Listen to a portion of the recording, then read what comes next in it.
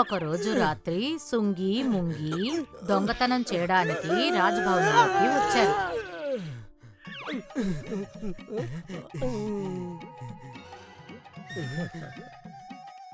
ఈ రోజు మన చేతికి పెద్ద మొత్తంలోనే దొరుకుతుంది. మన ఈ చిన్న చేతులున్నాయి కదా, వీటికి ఏ మొత్తం సరిపోతుంది చెప్పు. వచ్చి చూడు తెలుస్తుంది.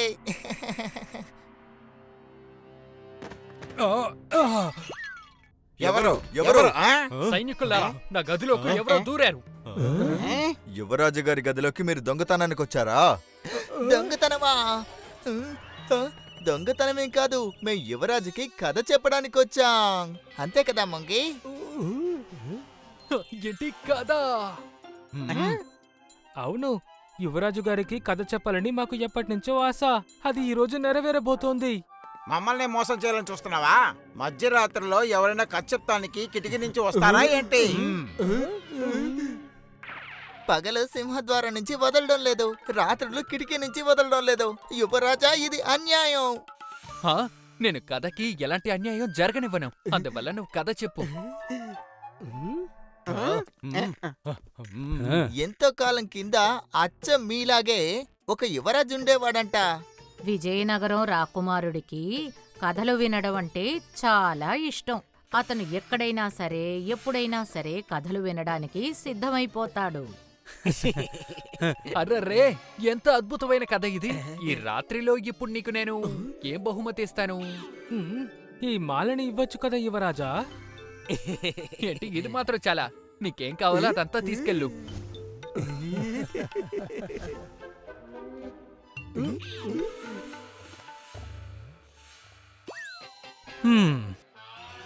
మనమిప్పుడు ధనవంతులైపోయాం.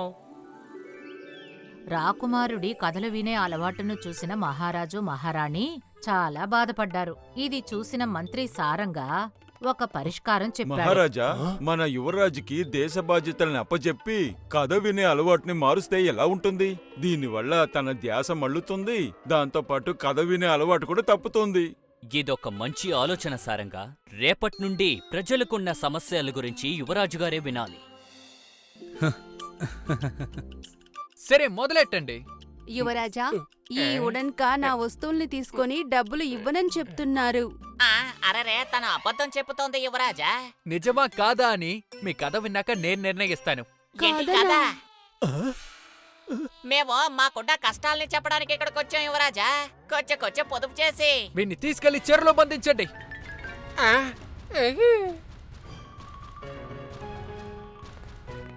మా కొరతల్ని మేము చెప్పడానికి వచ్చాం యువరాజా. మీ దగ్గర కథ ఉందా లేదా? కదా యువరాజా, మేము ఏమీ చేయలేదు. రాకుమారుడు లోటుపాట్లు వినడానికి కాదు, కథ వినడానికి కూర్చున్నాడు. సారంగా ఇచ్చిన ఈ ఆలోచన పని చేయకపోయినా పర్వాలేదు, కానీ అది ఒక పెద్ద సమస్యని తెచ్చిపెట్టింది.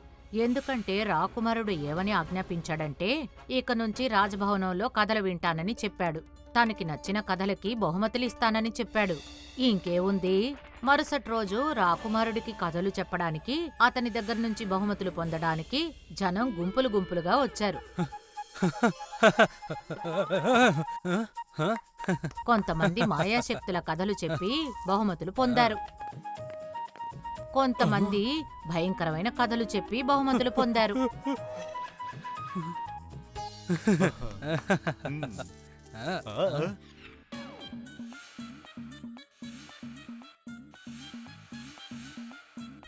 ఈ కథలు ఇలా ఎన్నో రోజులు సాగలేదు. అందరి దగ్గర కథలు తీరిపోయాయి. అందువల్ల అందరూ పాత కథల్నే కొత్త రకంగా చెప్పడం ప్రారంభించారు. ఈ కథని నువ్వు నాకు ముందే చెప్పావు. సైనికులారా, వీన్ని తీసుకెళ్లి చెరలో బంధించండి. రా, ఈ కథ కూడా నేను ముందే వినేశాను. సైనికులారా, అందరూ ఎందుకని చెప్పిన కథే మళ్ళీ మళ్ళీ చెప్తున్నారు. నన్ను పిలిచారా యువరాజా? మంత్రి గారు, ఇక్కడ ఉన్నవారంతకి ఏమైపోయింది? నాకు ముందు చెప్పిన కథే వీళ్ళు మళ్ళీ మళ్ళీ చెప్తున్నారు, లేదంటే చిన్న చిన్న కథలుగా చెప్తున్నారు. నేను పెద్ద కథల్ని వినాలి. నెలలయ్యినా కూడా అది అవ్వకూడదు. అలాంటి కథల్ని నాకు ఎవరు చెప్తున్నారు? వాళ్ళకి నా సగం రాజ్యాన్ని రాసిచ్చేస్తాను. ఇది వెంటనే అందరికీ తెలియచేయండి. కథలకు బహుమతులు ఇస్తానని చెప్పడం వరకు పర్వాలేదు, కానీ కథలకు బహుమతిగా సగం రాజ్యమా?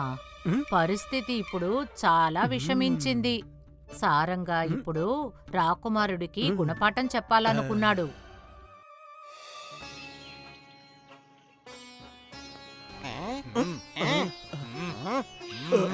కట్టెలు మండుతాయి మంటలో, చేపలు జీవిస్తాయి నీటిలో. వృక్షం పెరగడానికి కావాల్సింది ఒక విత్తనం. మిమ్మల్ని ఆశ్చర్యపరుస్తుంది నేను చెప్పే కథ. యువరాజు దగ్గరికి వెళ్ళి చెప్పండి, ఆయనకి చాలా పెద్ద కథ చెప్పడానికి వచ్చాను అని. యువరాజా, నేను మీకోసం చాలా పెద్ద కథని చెప్పబోతున్నాను. పెద్ద కథ? ముందు మీరెవరో చెప్పండి. నేను ఎవరని చెప్తే కథ సగంలో ఆగిపోతుంది యువరాజా. నా కథతోనే నేను ఎవరో మీరు తెలుసుకోబోతున్నారు. సరే, కథ మొదలెట్టండి. చాలా చాలా కాలం క్రితం ఒక రైతు కష్టానికి ఫలితం దక్కింది. అతని పొలంలో చెరుకు పంట చాలా బాగా పండింది. చెరుకు నుంచి దొరికిన చక్కెరని మూటలో కట్టిపెట్టి మూటల్లా తీసుకొచ్చి వాడు గదిలో పెట్టుకుంటాడు. ఇప్పుడు చెప్పండి, ఆ గదిలో ఎవరున్నారు? ఎవరు? చీమల యొక్క మహారాజు. భోజనం తనకి ముందు ఉంది, ఆకలి తన కడుపులో ఉండేంది. అతను చక్కెరని కొంచెం తీసుకుని అక్కడి నుంచి పారిపోయాడు. ఆ తర్వాత ఇంకొక చీమొచ్చింది. కథ వింటూ అలాగే రాత్రైపోయింది. కాని మహామంత్రి సారంగా అతని కథ చెబుతూనే ఉన్నాడు. ఆ తర్వాత వచ్చింది ఒక మనిషి. ఏంటి, మనిషా? అది కూడా చీమే. అది కూడా కొంచెం చక్కెర తీసుకుని వెళ్ళిపోయింది. కథ వింటూ అలా 2 రోజులు గడిచాయి. కాని సారంగ కథకి ముగింపనేదే లేకుండా పోయింది. ఆ తర్వాత వేగంగా ఒకటి పరిగెత్తుకొచ్చింది. ఏది? చీమే అది. 2 రోజులైపోయింది. ఒకటి చెవ దాక్కుని వస్తోంది, లేదా పరిగెట్టుకుంటూ వస్తోంది. తర్వాత ఏమైంది? రైతు ఏం చేశాడు? ఒకరు తిరిగొచ్చారు. ఎవరు? రైతా? లేదు, చీమల యొక్క రాజు కొంచెం తీసుకుని వెళ్ళింది కదా. మళ్ళీ తీసుకెళ్ళడానికా? అవును, చీమలు ఎప్పుడు అదే కథ చేస్తుంది. చాలు చాలు, నీ కథ ఆపు. నా కథ వినడానికే ఇష్టం లేదు. ఆజ్ఞాపించండి యువరాజా. నా కథ ఇంకా ముగించలేదు యువరాజా. మీరే చెప్పొద్దని సగంలో ఆపేశారు. అలాగైతే సవాల్లో గెలిచింది నేనే. అందువల్ల మీ రాజ్యంలో సగాన్ని నాకు ఇప్పుడు మీరు ఇవ్వాలి. అది కూడా మీరు నాకు ఇవ్వాలి. పాపం రాకుమారుడికి ఇప్పుడే అర్థమైంది అతని ఈ కథ వినే అలవాటు వల్ల ఎంత పెద్ద సమస్య వచ్చి పడింది అని. ఇప్పుడు సగం రాజ్యం చేజారిపోతోంది. కాని రాకుమారుడు చాలా పాపం. ఇచ్చిన మాటను నిలబెట్టుకోవాలి కదా.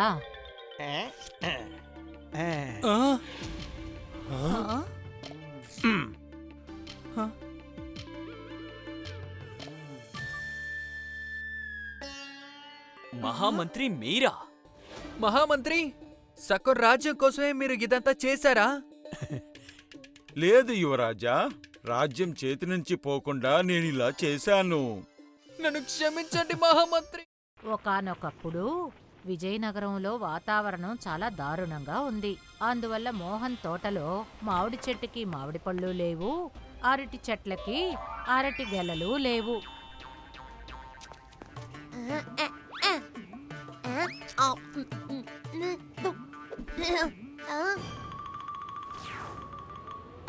ఎక్కడికి పోయింది?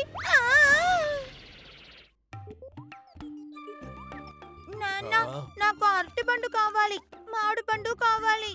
పళ్ళ వ్యాపారం తప్ప మోహన్కి రాబడి వచ్చే వేరే మార్గమే లేదు. అతను కూలి పనులు చేయడానికి నిర్ణయం తీసుకున్నాడు. ఇంధనం లేకుండా బండి నడవదు. మరి తిండి తిప్పల్లేని మోహన్ ఎంతకని పరిగెట్టగలడు?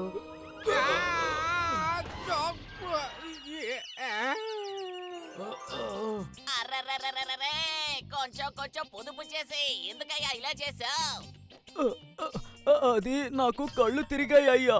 అరే, నీ కళ్ళు తిరిగినందుకు ఇప్పుడు నా కళ్ళు కూడా తిరిగాయి కదయ్యా. ఇక్కడిచ్చి వెళ్ళిపో, కొంచెం పొదుపు చేసి. అయ్యా, మరైతే నా కూలి. అరే అరే నా పరిస్థితిని అర్థం చేసుకో. నాకు నష్టాన్ని తెప్పించి ఇప్పుడు నువ్వు నా దగ్గరే కూలి అడుగుతున్నావు. నీకు నమస్కారం. కొంచెం కొంచెం పొదుపు చేసి బయలుదేరు.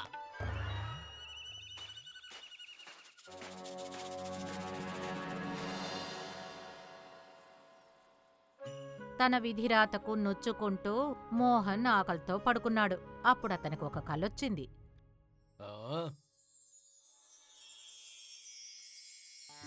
అదృష్ట దేవత నీ అన్ని ఆశల్ని నెరవేరుస్తారు. వెళ్ళు, ఆ కొండని దాటి ఆ నల్లరాయి దగ్గర వెళ్ళి ధ్యానం చెయ్యి. నీకు మంచిదే జరుగుతుంది. ఆజ్ఞయ్యా. తథాస్తు.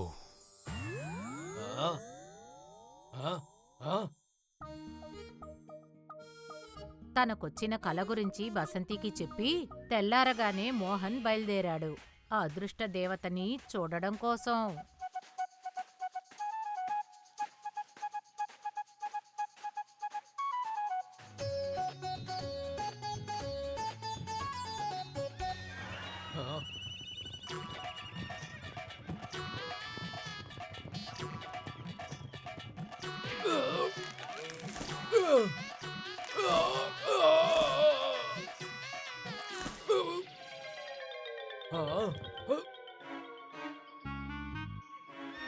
విధి వల్ల మోహన్ చాలా విషయాల్ని కోల్పోయాడు. ఇప్పుడు సనగల్ని కూడా కోల్పోవాలా? అందుకు మోహన్ ఏమాత్రం ఒప్పుకోలేదు.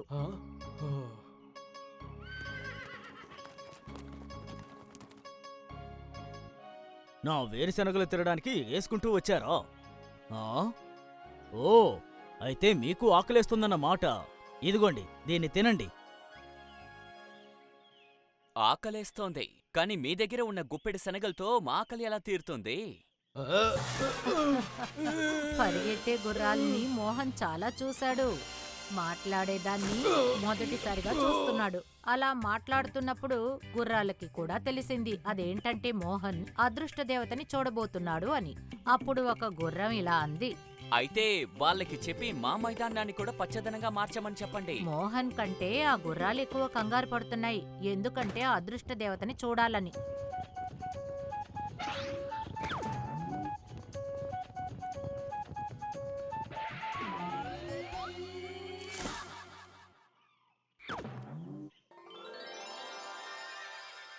సరే, వెళ్ళొస్తాను.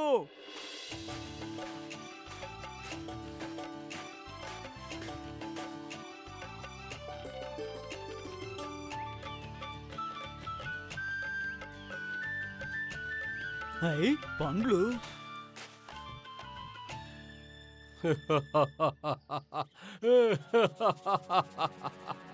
ఈ నవ్వు శబ్దం ఎక్కడి నుంచి వస్తుంది?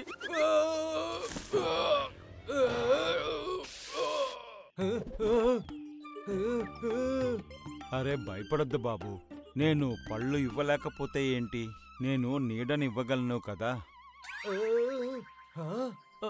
నువ్వు మాట్లాడగలవా? ఆ, నా దగ్గర పళ్ళు లేనందువల్ల నేను చెప్పేదంతా ఎవరు వింటారు? జంతువులు పక్షులు నా దగ్గర ఆడుకోవటానికి కూడా రావట్లేదు. నువ్వు చూస్తున్నావు కదా, పళ్ళతో ఉన్న నా మిత్రులు నన్ను చూసి ఎలా నవ్వుతున్నారని. నువ్వేం కంగారు పడకు వృక్షమా. నేను అదృత దేవతని నీకోసం పండ్లు అడుగుతాను, సరేనా? నిజంగానా? అవును. ఇప్పుడు నన్ను వదిలిపెట్టండి, నేను చాలా దూరం వెళ్ళాలి. చాలా దూరం వెళ్ళాలా? అయితే వెళ్ళు. అయ్యో, నిన్ను వదిలేయమంటే ఇలా విసిరి పారేసావేంటి?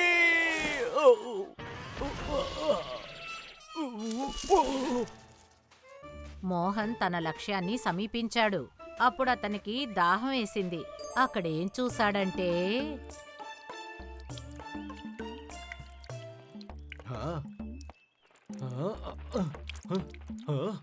ఓ బాటసారి, ఈ నీళ్లను మాకు వదిలేయండి. ఇక్కడ నీళ్లకి కరువెక్కువ. మాట్లాడే గుర్రాలు, మాట్లాడే చెట్లను చూసిన మోహన్ మాట్లాడే పక్షుల్ని చూసి ఎందుకు ఆశ్చర్యపోవాలి? బాధపడకండి పక్షులు, నేను వెళ్ళి అదృష్ట దేవతకి చెప్తానులే. ఈ ప్రాంతంలో నీటిని నింపమంటాను. పక్షుల్ని చేరదీసి వాటికి నీటిని ఇచ్చి మోహన్ తన లక్ష్యాన్ని చేరుకున్నాడు.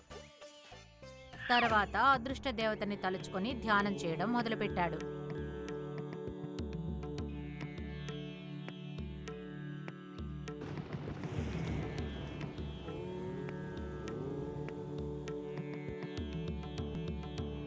కళ్ళని తెరువు మోహన్.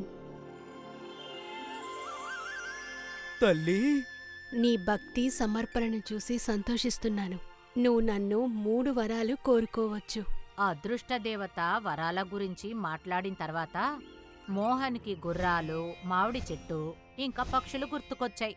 వాటిని దారిలో చూశాడు. అదృష్ట దేవతని వాటి కష్టాలను తీర్చమని వేడుకున్నాడు. తదాస్తు. ఆ దేవత చెప్పినట్టుగా మోహన్ కూడా అలాగే చేశాడు. అతను జలపాతం దగ్గర తవ్వి ఒక బాక్స్ని తీశాక నీరు చాలా వేగంగా జలపాతం నుంచి రాసాగింది. కృతజ్ఞతలు మిత్రుడా. నేను వెళ్ళొస్తాను. ఇప్పుడు మోహన్ మామిడి చెట్టు దగ్గరికొచ్చాడు. అతను ఆ చెట్టు వేరు నుంచి ఇరుక్కున్న బాక్స్ని తీయగానే చెట్టుకి పళ్ళు కాశాయి.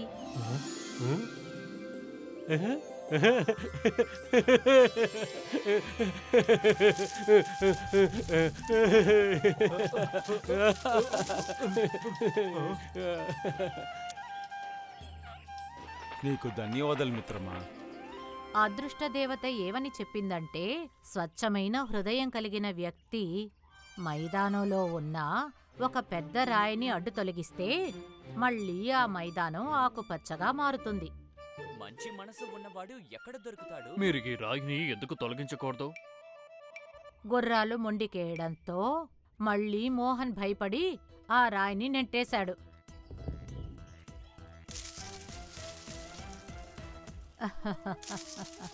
తన కోసం ఎప్పుడూ ఆలోచించకుండా ఎదుటివారి గురించి ఆలోచించే వ్యక్తి కంటే స్వచ్ఛమైన హృదయం గలవారు ఇంకెవరుంటారు? అది మన మోహనే. ధన్యవాదాలు మిత్రమా.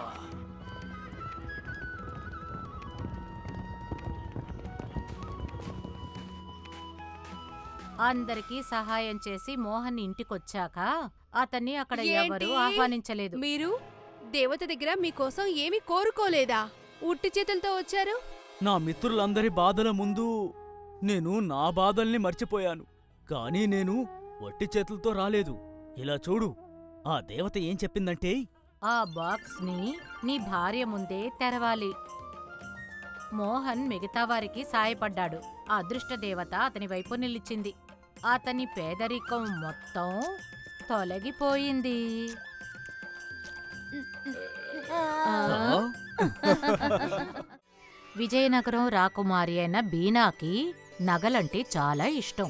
తనకి చాలా అందమైన, ఎంతో విలువైన నగలు వేసుకోవడం అంటే చాలా ఇష్టం. అందువల్ల చుట్టుపక్కల ఉన్న నగల వ్యాపారస్తులు తమ నగల్ని అమ్మడానికి వస్తారు. ఇదిగో ఈ నగని చూడండి యువరాణి. ఈ నగలు మీకోసం తయారైందా లేకపోతే ఈ నగ మీకోసం పుట్టిందా అని తెలియటం లేదు.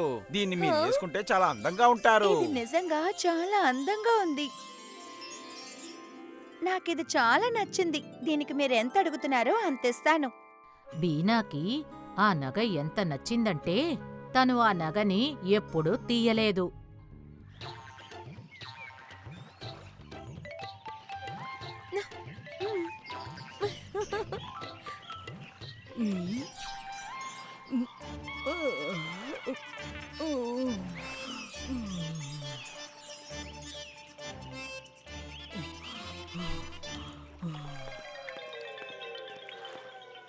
నా నగ నాకు చాలా నచ్చిన నగ ఎక్కడది? అది కనిపించట్లేదు. నగా అది ఇక్కడే ఉండాలి యువరాణి. నన్ను క్షమించండి. క్షమాపణ తర్వాత అడగచ్చు. ముందు నగని వెతికి కనిపెట్టండి. వీరులారా, చెప్పండి యువరాణి. నాకు నచ్చిన నగని ఎవరో దొంగలించారు. అది ఎలాగైనా నాకు కనిపెట్టి ఇవ్వండి. మీరు ఏ దిగులు పడొద్దు యువరాణి. నేను ఉన్నంత వరకు ఈ రాజ్యంలో మీ నగని దొంగలించిన వాడు ఎక్కడ ఉన్నా సరే, ఎవరైనా సరే, నేను వారిని ఊరికే వదలను. సైనికులారా, నాతో మాట్లాడండి. విజయ్ సేతు ఆ వీరుల్ని తీసుకొని నగని వెతకడానికి వెళ్ళాడు. ఆ సమయంలో ఉడంకా దుకాణంలో ఉడన్కా నేను మీ దగ్గర తీసుకున్న అప్పుని మీకు తిరిగిద్దామని వచ్చాను. ఏంటి అప్పుడు తీర్చడానికి వచ్చావా? మంచి విషయం చేయడానికి ఎందుకయ్యా ఆలస్యం? డబ్బులు ఇచ్చేసాయి. ఆలస్యం చేయకు. ఇవ్వు ఇవ్వు ఇవ్వు. ఇదేంటయ్యా ఒక నాణ్యమే ఉంది, మిగతా 4 నాణాలు ఎవరిగా ఇస్తారా? నువ్వు నా దగ్గర నుంచి 5 నాణాలు తీసుకెళ్ళావు, గుర్తుందా లేదా?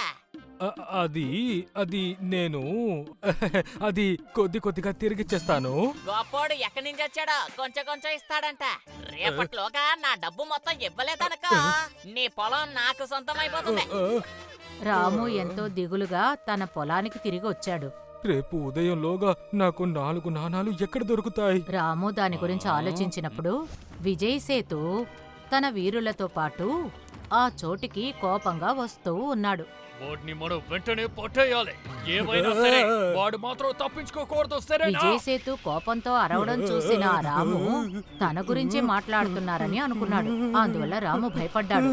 ఎందుకంటే విజయ్ సేతు కోపం గురించి విజయనగరం మొత్తానికి తెలుసు.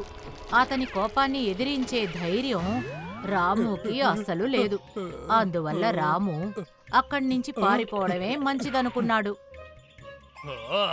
నగని వాడే దొంగలించినట్టు ఉన్నాడు. పట్టండి వాడిని, వాడు తప్పించుకోకూడదు.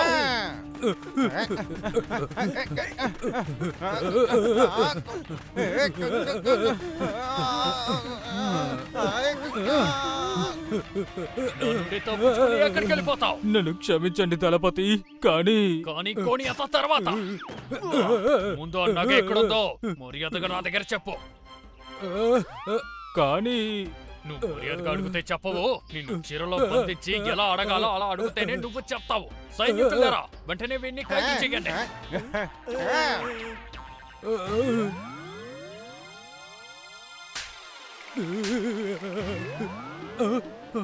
ఇప్పుడు నేను చెప్పేది తను తప్పకుండా వినడు.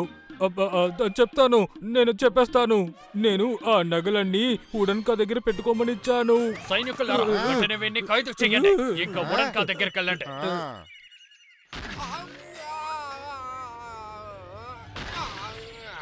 ఉడన్కా, కల్తీ చేయడానికి ఒక అద్దంటూ లేదా ఏంటి? ఈ బియ్యంలో ఏమీ రాళ్ళు లేవు. రాళ్లలోనే ఏదో కొద్దిగా బియ్యం ఉన్నాయి. ఇందులో ఆవేశపడ్డానికి ఏముందయ్యా? కొంచెం కొంచెం పొదుపు చేసే, ఇది మామూలు విషయమే. రాళ్లు తింటే పళ్ళు గట్టి పడతాయి. నువ్వు అనవసరంగా మాట్లాడకో. మహారాజు గారికి నీ మీద ఫిర్యాదు చేయాల్సి ఉంటుంది. మా మహారాజు గారిని ఎందుకయ్యా ఇబ్బంది పెట్టడం? ఇదిగో ఈ బస్తా తీసుకెళ్ళు, కొంచెం పొదుపు చేసి. ఇంకానయ్యా వీడి దగ్గర నుంచి తప్పించుకున్నాను. అదే సమయంలో మహామంత్రి సారంగా ఆ దారిన వచ్చాడు. మహామంత్రి వర్ధిల్లాలి. విజయ్ సేతు ఉడంకా ఉన్న చోటికి వెళ్ళాడు. ఉడన్కా, రాము నీకు ఇచ్చిన వస్తువు ఎక్కడుంది? రామునా? అరే, వాడు నాకు మొత్తం 5 ఇవ్వాలి, అందులో 1 మాత్రమే ఇచ్చాడా? అది కూడా తిరిగి తీసుకోమని మిమ్మల్ని పంపించాడా? 5? అయితే 5 చోట్ల నువ్వు దొంగలించడానికే పథకం వేసావయ్యంటే. నగలా? ఏ నగలు? ఎవరి నగలు? ఎక్కడున్నాయి? నీ దొంగతనం బయట పడిపోయింది ఉడన్కా. మర్యాదగా నగల్ని తిరిగిచ్చాయి, లేదా నిన్ను మాత్రం కాదు నీ కొట్టుని కూడా నేను నాశనం చేస్తాను. ఏంటి? ఇప్పుడు ఏం చెయ్యను? ఓహో, ఆ నగలా? వాటిని కేశవునికి అమ్మేశానయ్యా. వాడు కూడా ఇప్పుడే ఇక్కడి నుంచి వెళ్ళాడా? సైనికులారా, త్వరగా వెళ్ళండి, త్వరగా వెళ్ళి వాడిని పట్టండి.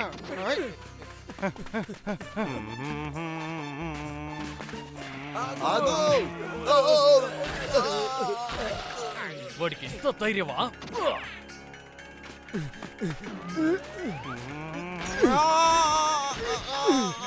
నా దగ్గరే నీ ఆట చూపిస్తావా?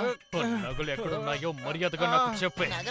ఏ నగల గురించి అంటున్నారు? నువ్వు కథలు చెప్పడం వల్ల నా కోపం ఏవి తగ్గదు.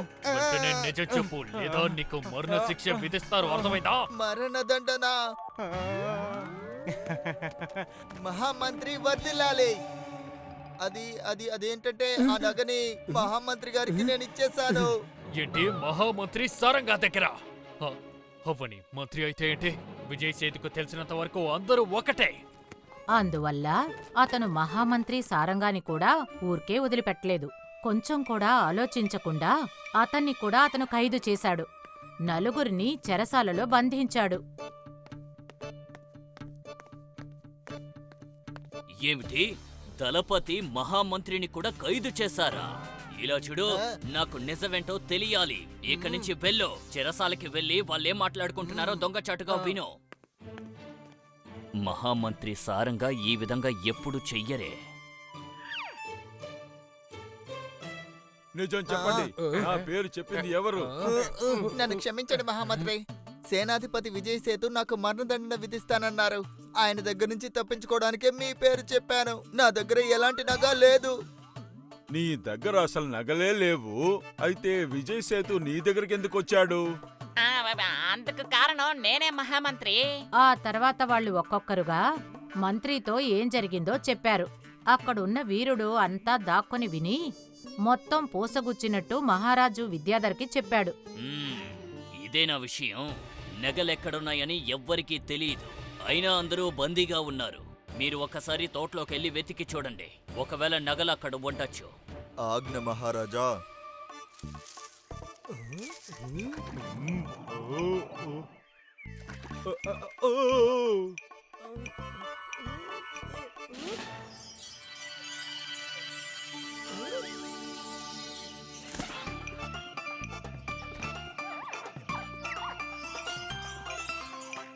దొరికింది, నగ దొరికింది.